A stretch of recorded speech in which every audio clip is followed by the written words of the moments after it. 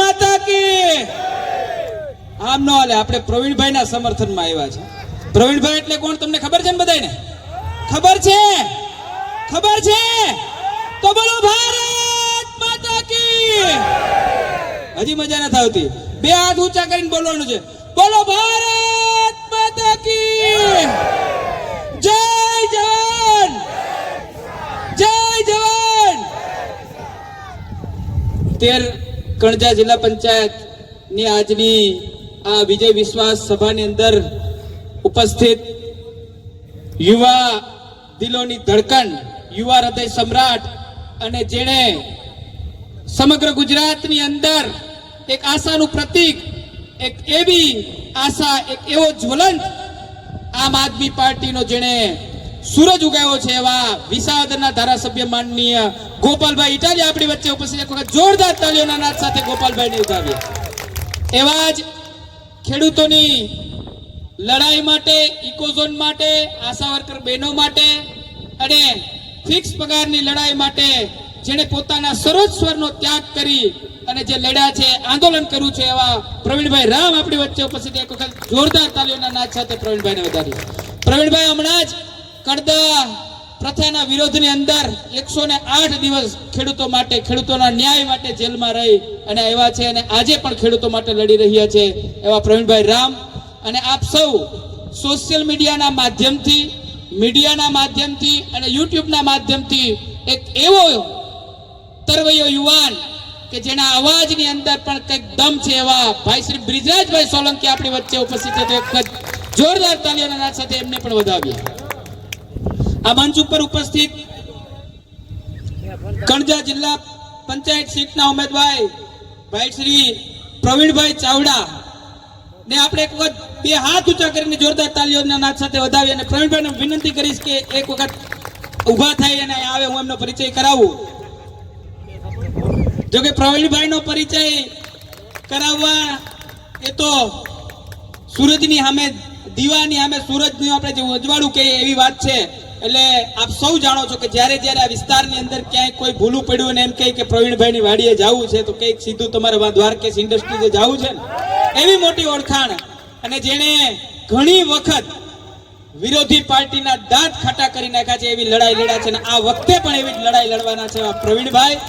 આ જિલ્લા પંચાયતની અંદર આવતી તમામ તાલુકા પંચાયતના જે કેન્ડિડેટો છે, કણજા સીટ ઉપરથી ભાઈ તેમજ ખોરાસા અને તમામ જે તાલુકા પંચાયત સીટના અહીંયા તમામ કેન્ડિડેટો ઉપસ્થિત છે એમને પણ એક વખત નમ્ર વિનંતી કરીશ કે ઊભા થઈ અને આ જનતાનો પ્રતિસાદ ઝીલશે. મંચ ઉપર બિરાજમાન તમામ કેન્ડિડેટો જે છે એમને ઊભા થઈને વિનંતી કરીશ કે આ જનતાની સમક્ષ પોતાનો ફેસ મૂકશે. તો આપ સૌ જોઈ રહ્યા છો કે છેલ્લા ઘણા દિવસથી અને આજ તો એક મેગા કેમ્પેનિંગ હાલતું હતું કે આમ આદમી પાર્ટીના ઉમેદવારોને કેમ અપહરણ કરી લે, આમ આદમી પાર્ટીના જે બાહોશ લીડરો જે આમ આદમી પાર્ટીના ચૂંટણી મેદાનમાં આવ્યા છે એને કેમ આપણે ફોર્મ ખેંચાવી લઈએ અને બિનહરીફ કરાવવાનું કરીએ. પણ ધંધા હવે તમે ભૂલી જાજો. તમારી સામે કોંગ્રેસ હતી ને ત્યારે તમારું હાલતું હતું. આજ આમ આદમી પાર્ટીનો સામાન્યમાં સામાન્ય વ્યક્તિ હોય, નાનામાં નાનો માણસ હોય તો એની અંદર પ્રામાણિકતા છે, ઈમાનદારી છે. એ ફોર્મ ખેંચવા માટે તૈયાર નથી થતો. તમારા 4-5 લાખ રૂપિયા કે 15-20 લાખ રૂપિયા ને આમ આદમી પાર્ટીનો સામાન્યમાં સામાન્ય માણસ ઠોકર મારીને કહી દે છે કે હું આમ આદમી પાર્ટીનો સિપાહી છું, આમ આદમી પાર્ટીનો સૈનિક છું. હું તમારી એ માયકાંગલી વાતમાં નથી આવવાનો.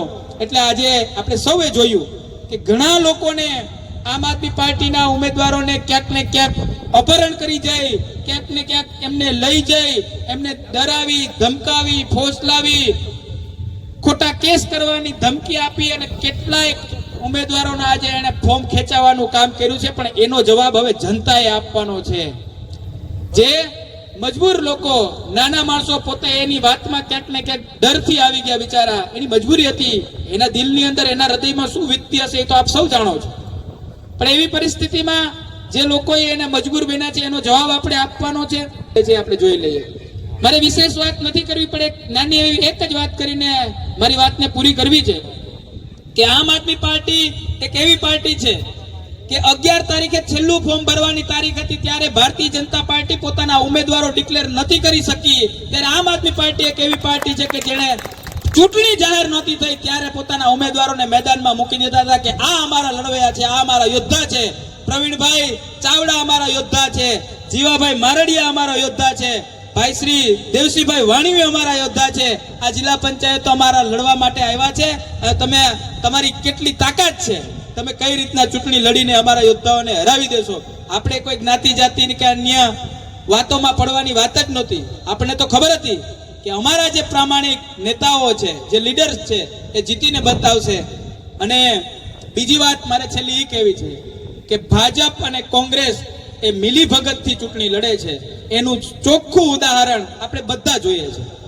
કાલ 13 તારીખે જ્યારે સ્ક્રુટિની હતી ત્યારે એક ટેકનિકલ ખામી આવી કે ભાજપ અને કોંગ્રેસનો સંયુક્ત ઉમેદવાર એક નજર સામે આવ્યો. મામલતદાર શ્રીની નજર સામે એક ભાજપ અને કોંગ્રેસનો સંયુક્ત ઉમેદવાર આવ્યો, જેમાં એનું જે ફોર્મ હતું એમાં ભારતીય જનતા પાર્ટી લખેલું હતું અને જે મેન્ડેટ હતો એ કોંગ્રેસનો હતો. હવે રદ કરવામાં તોય મામલતદાર ફાફા મારતા હતા કે શું કરવું. હવે ભાઈ ટેકનિકલ ખામી છે, ભાજપ ને કોંગ્રેસનો બેનો સંયુક્ત ઉમેદવાર છે, જલ્દી આને હાલતો કરો ને કહી દો કે તમારું ફોર્મ નહીં હાલે. વિશેષ વાત ન કરતા મંચ ઉપર દિગ્ગજ મહાનુભાવો ઉપસ્થિત છે.